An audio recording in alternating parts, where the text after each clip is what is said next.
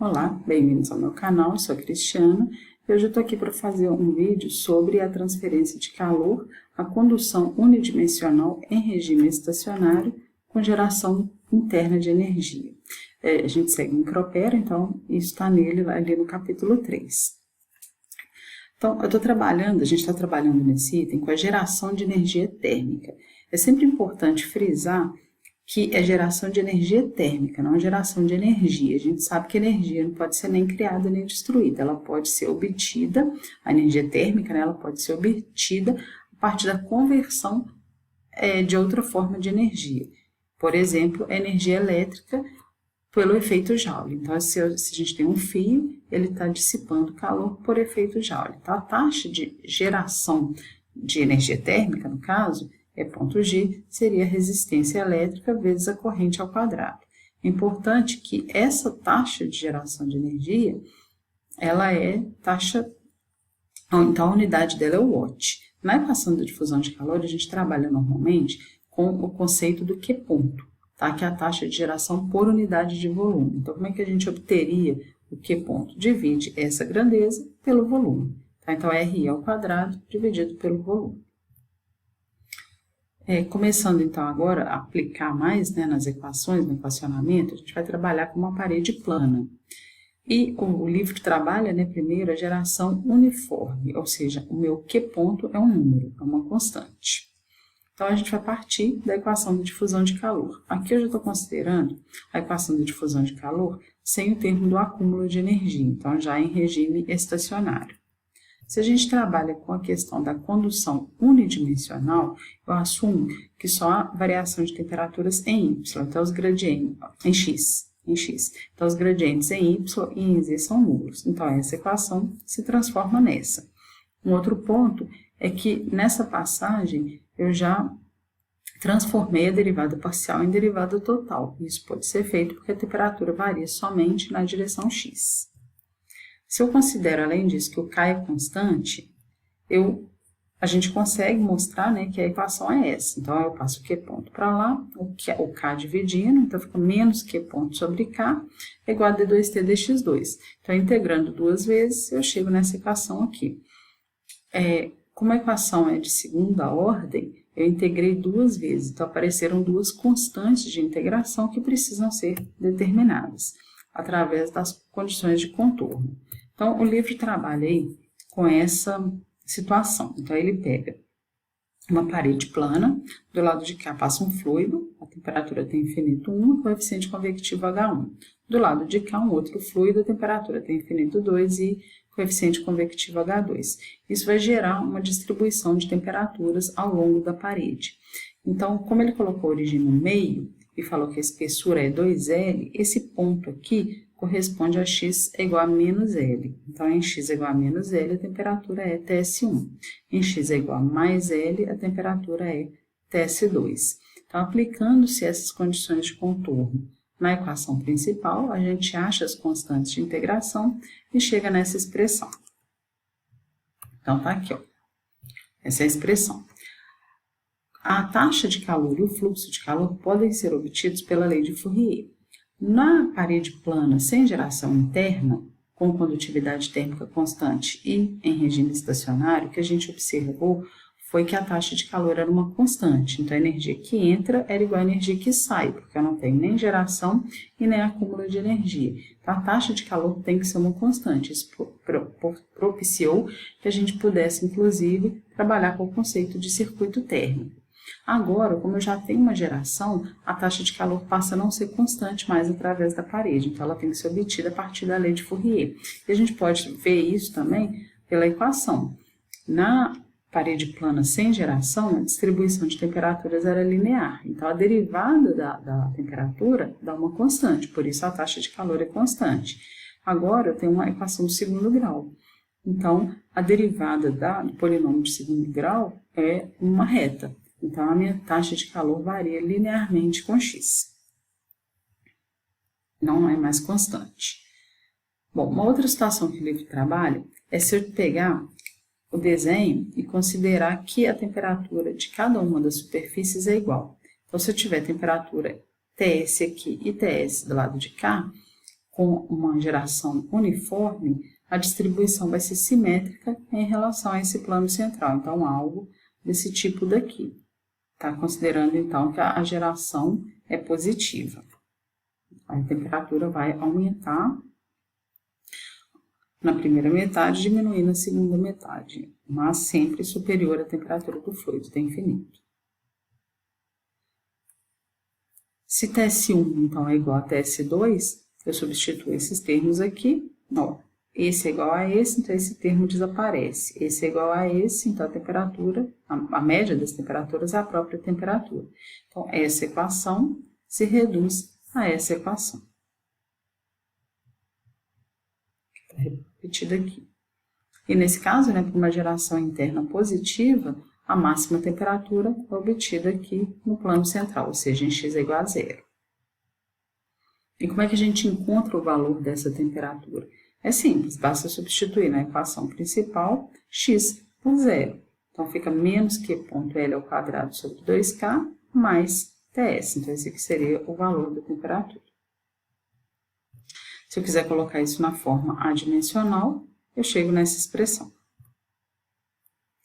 Uma coisa que a gente observa é que se a distribuição é simétrica, aqui no plano central, o gradiente de temperatura é nulo. Então, o que isso significa? Se a taxa de calor é menos K dt dx e dt dx é zero, significa que não há transferência de calor cruzando esse plano. E uma implicação prática disso é que essa equação da distribuição de temperaturas que a gente teve, que a gente conseguiu deduzir, ela pode ser usada para representar uma parede plana com uma face isolada e outra face ATS. Então, essa curva aqui, ó, para x variando de 0 até L, pode representar essa situação, em que essa parede esquerda aqui, ela está isolada termicamente, ou seja, diabática, e do lado de cá, a temperatura é TS. Então, essa equação aqui representa as duas situações.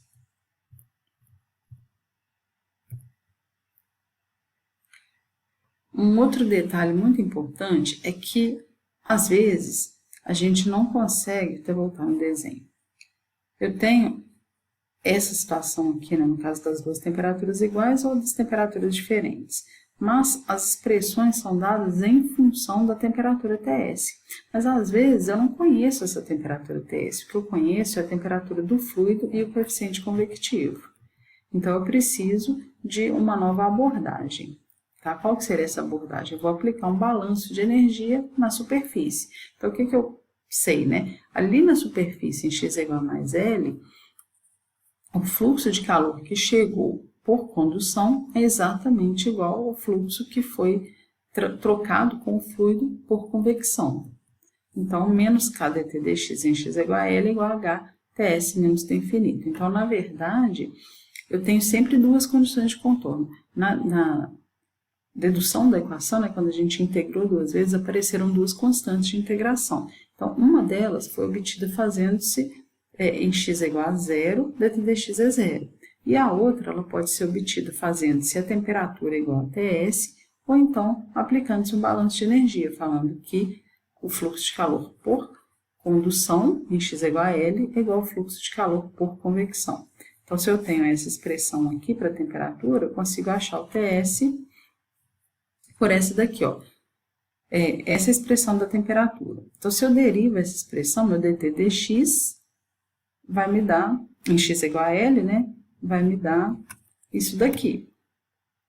Quando eu aplico as condições, eu consigo achar uma expressão para a temperatura TS em função de T infinito e de Q ponto, que eu vou substituir na equação principal. Então, eu consigo achar a expressão da distribuição de temperaturas em função do TS, não mais do TS, mas sim do T infinito. Tá. Outra coisa é para sistemas radiais. Então, essa análise que eu apresentei foi para sistemas de parede plana, ou seja, coordenadas cartesianas, mas a mesma abordagem pode ser utilizada para sistemas radiais, e aí, no caso, o livro apresenta para um cilindro. Então, a imagem que ele tem é um cilindro longo com geração interna. Então, a equação que rege essa distribuição de temperaturas é essa daqui, e como a está se assumindo, né, que essa geração é interna e o cilindro é muito longo, a principal diferença de temperatura ela vai estar na direção radial. Então, a gente despreza os gradientes de temperatura na direção angular e na direção axial. E, além disso, trabalha-se com o regime estacionário. Considerando-se ainda uma condutividade térmica constante, eu posso tirar o K da derivada e essa equação aqui se reduz a essa. Nessa passagem, o que foi feito foi transformar a derivada parcial em total e passar esse R para o lado de lá multiplicando. Então, esse Q ponto sobre K estava positivo, ele vai para lá negativo, fica aqui, menos Q ponto R sobre K. Então, R dt dr, quando eu integro isso aqui uma vez, dá R dt dr e do lado de cá menos Q ponto R2 sobre 2K. E a gente nunca pode esquecer de adicionar a constante de integração, então mais C1. Para eu integrar de novo, eu tenho que passar o R dividindo. Então, era R2 virou R. Aqui era C1 ou C1 sobre R. Quando a gente integra, o R fica R2 sobre 2, então já tinha 2, menos Q ponto R2 sobre 4K. O C1 sobre R virou Ln e adiciona-se uma outra constante de integração. Aqui está o desenho, né? Então, eu tenho que o comprimento L, a geração interna, o fluido do lado de fora a uma temperatura T infinito, causando temperatura superficial, levando a temperatura superficial para um valor Ts. E está representado aqui a taxa de calor na direção radial. Novamente, eu preciso das minhas condições de contorno. As condições de contorno para os sistemas radiais são diferentes das condições de contorno para a parede plana. Por quê? Porque aqui eu não tenho temperatura em R igual a zero e em R igual ao raio externo. A condição de contorno para R igual a zero é de simetria. O meu cilindro, né, ele é axissimétrico, ou seja, simétrico em relação a esse eixo central. Então, em R igual a zero, o gradiente de temperatura é zero. E no raio externo, a temperatura é Ts. Então, aplicando-se a equação na principal, tá? Essa primeira aqui leva o C1 a C0 e essa segunda faz com que a gente encontre C2. E aí eu chego nessa equação para distribuição de temperaturas. Se eu quiser colocar na forma adimensional, então eu vou adimensionalizar em função da temperatura da superfície e da temperatura em R igual a zero, né, que seria essa daqui. É sempre importante que a gente trabalhe sempre, nunca é razão entre temperaturas, sim razão entre diferenças de temperaturas por causa da questão das unidades de graus Celsius e Kelvin. Então, nesse caso aqui, tanto faz eu trabalhar as temperaturas em Celsius ou em Kelvin. Então, na forma dimensional, a temperatura tem essa forma. Finalmente, o outro ponto, né, que a gente pode ter é de não conhecer a temperatura superficial. Então, a partir daí, o que a gente faz? A gente conhece a temperatura do fluido. Então, eu tenho que fazer um balanço de energia para poder encontrar a temperatura Ts em função da temperatura T infinito. Nesse caso, o balanço de energia é esse daqui, ó. A energia total gerada, ela está sendo perdida para o ambiente externo por convecção.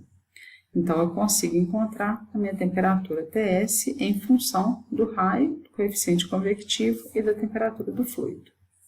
Então, a gente consegue julgar esse valor na equação anterior em função de Ts e acha a distribuição de temperaturas em função de T infinito. Então, em resumo, porque eu não sei se ficou muito claro, o que a gente tem que fazer? Seja para coordenadas cartesianas, seja para coordenadas cilíndricas ou para coordenadas esféricas, se aparecer um problema assim. A gente parte da equação da difusão de calor, sempre, simplifica essa equação para condução unidimensional com uma geração interna. Então, vai ficar um termo do fluxo de calor por condução e o termo da geração interna. E a gente vai integrar essa equação duas vezes. Quando a gente faz isso, a gente aparece com duas constantes de integração. E eu vou encontrar essas constantes de integração a partir das condições de contorno. Então, para coordenadas cartesianas, eu vou trabalhar ou com a temperatura na superfície ou com a temperatura do fluido. E para sistemas radiais, eu vou trabalhar com a condição de simetria em R igual a zero e da temperatura da superfície ou a temperatura do fluido em RE. fazendo esse balanço de energia. Bom, espero que tenha ficado claro, senão eu ficarei feliz em responder às dúvidas de vocês. Muito obrigada pela atenção.